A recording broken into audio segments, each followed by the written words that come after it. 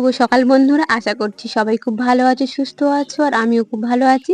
স্বপ্ন আমার চ্যানেলের নতুন একটা ভিডিওতে সবাইকে অনেক অনেক ভালোবাসা ও শুভেচ্ছা জানিয়ে আজকের ভিডিওটা শুরু করছি। আজকের যে ভিডিওটা তোমরা দেখছো এটা গত বৃহস্পতিবারের ভিডিও, সময়ও হয়নি। আর আমার সব থেকে বড় কথা হচ্ছে আমার শরীর ভালো নেই আর মন মেজাজটাও খুব ভালো নেই। কিন্তু ভিডিও শুরুর আগে আমি বলেছি আমি খুব ভালো আছি, যেটা প্রতিদিনের নিয়ম, যেটা প্রতিদিনের কাজটা আমাদের করতেই হয়, তাই না? সেই জন্যই বলা। কদিন আমার মনটা একদম ভালো নেই, বিশেষ করে আজকের ভয়েস দিতেই পারছি না, চোখে জল চলে আসছে, কেন জানি না, মনটা খুবই খারাপ। আর সব কথা তো সবার সঙ্গে শেয়ার করা যায় না। আর সব মানুষেরই, শুধু আমি কেন, সব মানুষেরই জীবনে সুখ দুঃখ হাসি কান্না সব কিছুই আসে। দিনের পরে যেমন রাত আসে ঠিক তেমন, তাই নয় কি? আর আমার যখন খুব কষ্ট হয় বা দুঃখ লাগে, কান্না পায়, তখন না আমি ছাদের এক কোণায় চলে আসি। আমাদের ছাদের উপরে দাঁড়িয়ে থাকি এক কোণায়, কেন জানি না। তখন না বেশ ভালো লাগে। আর সাথে করে হাতে ফোনটা আনি, কেন বলো তো? তখন ফোনটা আনি বা তখন আমার শ্বশুর বাড়ির লোক আমাকে খোঁজ করছে। আমার শ্বশুর বাড়ির সবাই খুব ভালো। আমার শাশুড়ি যখন খোঁজ করলো যে বৌমা তুমি কি করছো বা ছাদে কি করছিলে, বা তোমাদের দাদাভাই যখন আমাকে খোঁজ করে তুমি এতক্ষণ কোথায় ছিলে বা ছাদে একা কি করছিলে, তখন আমি কি বলি বলো তো? আমি ভিডিও এডিট করছি, কিংবা বলে দিই আমি ভয়েস দিচ্ছিলাম, সেই জন্যই ছাদে গেছিলাম। কিন্তু সবসময় তো ভিডিও এডিট করি না বা ভয়েস দিই না। তবে কিন্তু আমি যখনই ভিডিও এডিট করি বা ভয়েস দিই ছাদে এসেই দিই। তবে এই কদিন তো আমি একদম ভিডিও এডিট করিনি। তোমরা দেখতেই পাচ্ছ যে আমি ভিডিও দিতে পারিনি। আর আমার যখন খুব মন খারাপ হয়, ওই যে বললাম, ছাদে এসে এক কোণায় দাঁড়িয়ে দূর আকাশে এক পলক দৃষ্টিতে চেয়ে থাকতে আমার খুব ভালো লাগে। তখন কারোর সাথে কথা বলতে ইচ্ছা করে না, ফোনেও দেখতে ইচ্ছা করে না, ফোনেও কারোর সাথে কথা বলতে ইচ্ছা করে না। তখন মনে হয় না একা নির্জনে এই ছাদের উপরে এক পলকে এক দৃষ্টিতে অনেকক্ষণ চেয়ে থাকতে।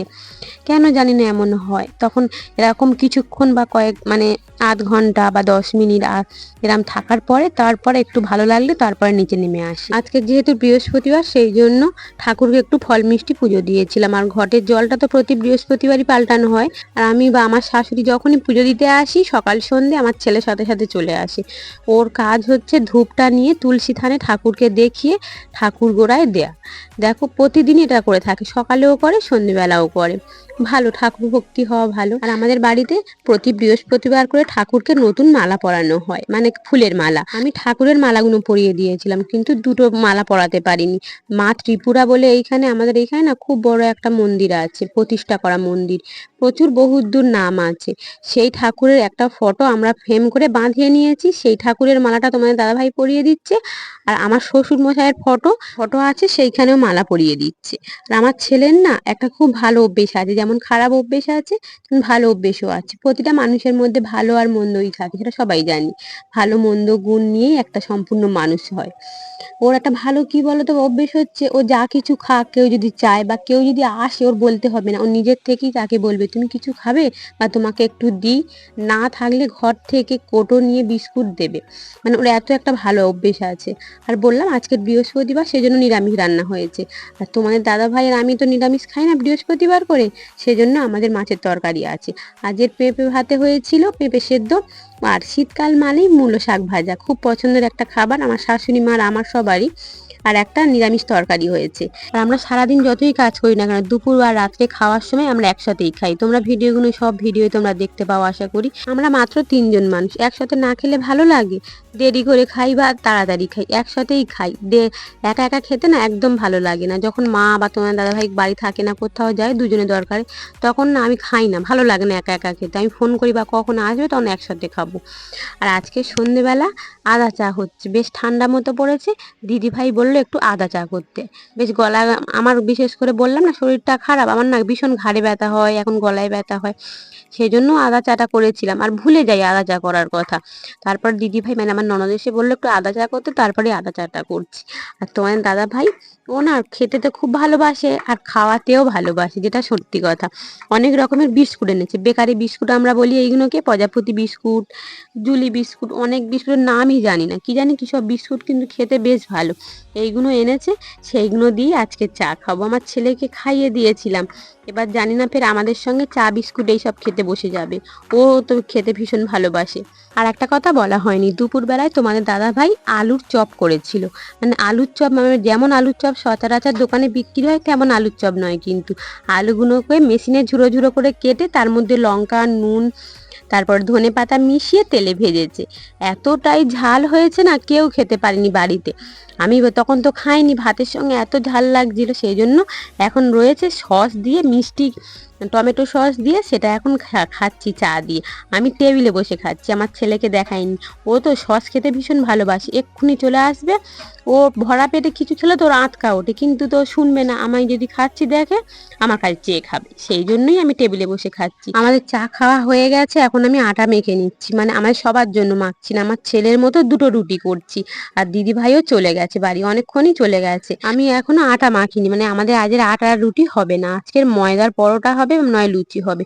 শনিবার বৃহস্পতিবার গুলোই তো নিরামিষ তরকারি, রুটি দিয়ে না ভালো লাগে না, সেই জন্য পরোটা হয়। দুবেলা নিরামিষ তরকারি ভালো লাগে না, আর পরোটা বা লুচি হলে একটু খেতে ভালো লাগে, সেই জন্যই করা।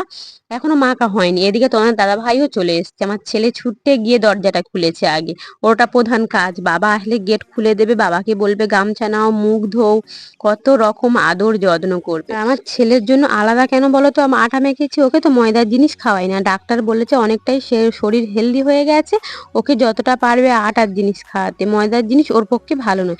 রোগা পাতলা বাচ্চা হলে তো ও ঠিক ছিল, অনেকটাই হেলদি হয়ে গেছে বয়স অনুযায়ী, সেই জন্য। আর মা ওইদিকে পরোটাগুলো বেলে দিচ্ছে, আমি এদিকে পরোটাগুলো ভেজে নিচ্ছি। আমি তো খুব ভালো পরোটা বা রুটি বেলতে পারি না, সেই জন্য মা বেশিরভাগ দিন পরোটা বেলে দেয়, আর আমি আটা বা ময়দাগুলো মেখে নিই। আজকের যেহেতু পরোটা হচ্ছে, একজন ভাজবে একজন বেলবে, নইলে খুব অসুবিধা হয়, তো সেই জন্য আমি এখন ভেজে নিচ্ছি।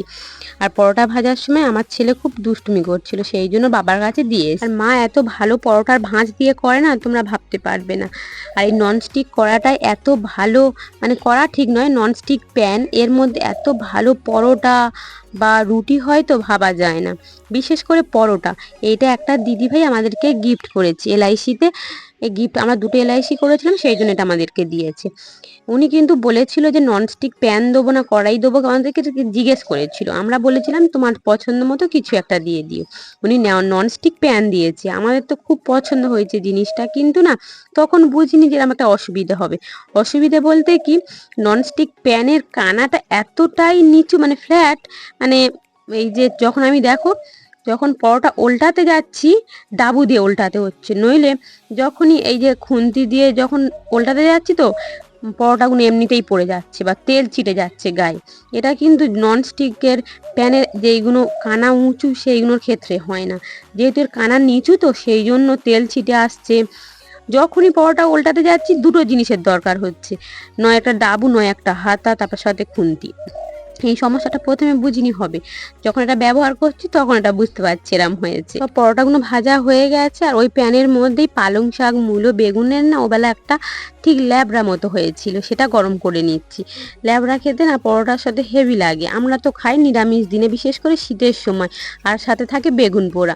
এখন তো বেগুন পোড়া হয়নি মানে যেহেতু বৃহস্পতিবার পোড়া খেতে নেই, সেই জন্য হয়নি।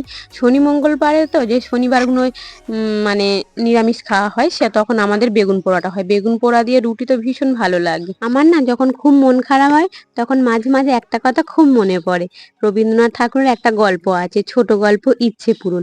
ইস, যদি ওরকম হতো, রাত্রিবেলায় ঘুমিয়ে পড়তাম আর সকালবেলায় উঠে দেখতাম সমস্ত ইচ্ছে পূরণ হয়ে গেছে।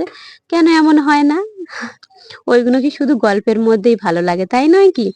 তবে কিন্তু হ্যাঁ, আমি যখন অবসর টাইম পাই মাঝে মাঝেই রবীন্দ্রনাথ ঠাকুরের গল্প উপন্যাস পড়তে আমার বেশ ভালো লাগে, আমি পড়িও। আমার কাছে রবীন্দ্রনাথ ঠাকুরের অনেক গল্প আছে, বিশেষ করে ছোট গল্পগুলো, ছুটি আছে, বলাই আছে, এই সব গল্পগুলো আমার ভীষণ পড়তে ভালো লাগে। এইগুলো সব ছোট গল্প। উপন্যাসও আছে, উপন্যাসগুলো পড়ি, তবে খুব বেশি পড়া হয় না, উপন্যাসগুলো তো অনেক বড় বড় হয়, সেই জন্য। আমি যখন তোমার দাদাভাইকে রাত্রেবেলায় তরকারি আর পরোটা দিয়েছিলাম খেতেও, তখন বললো আমার দুটো ডিম ভেজে দাও, যেহেতু বৃহস্পতিবার ও নিরামিষ খেতেই পারবে না, সেই জন্য ডিম ভাজছিলাম। আর খুব অল্প তেলেই ডিমটা ভেজেছি, ও বেশি তেল দিলে ডিম ভাজা মানে খেতে চায় না, পছন্দও করে না। খাওয়া দাওয়া নিয়ে এত না নাক তোলা, মাঝে মাঝে না ভীষণ বিরক্ত লাগে। সবার তো সবসময় মন ভালো থাকে না, তখন মানে ইচ্ছা হয় না যে কিছু একটা ভালোবেসে করি, যা হচ্ছে সব সেটাই খেয়ে নিই তো খুব ভালো হতো, চুপচাপ একটু থাকি, এরকম মনে হয়। কিন্তু তাদেরও তো দোষ দেওয়া যায় না, না সে সারাদিন কাজ করে আসছে, তারও তো একটা খাবারের ব্যাপার আছে। আমরা তো ঘরে বসে আছি, আমি ঘরে বসে বসে চুপচাপ যদি আমার মন খারাপ হয়, আর সে তো কাজ করে আসছে, তার কি করে মনটা ভালো থাকবে, তাই না? এখন তো অনেক রাত হয়ে গেছে, এখন আমরা খেয়ে নেব। আজকের ভিডিওটা এইখানেই শেষ করছি। খুব তাড়াতাড়ি দেখা হচ্ছে নতুন একটা ভিডিওর সাথে। শুভরাত্রি সবাই।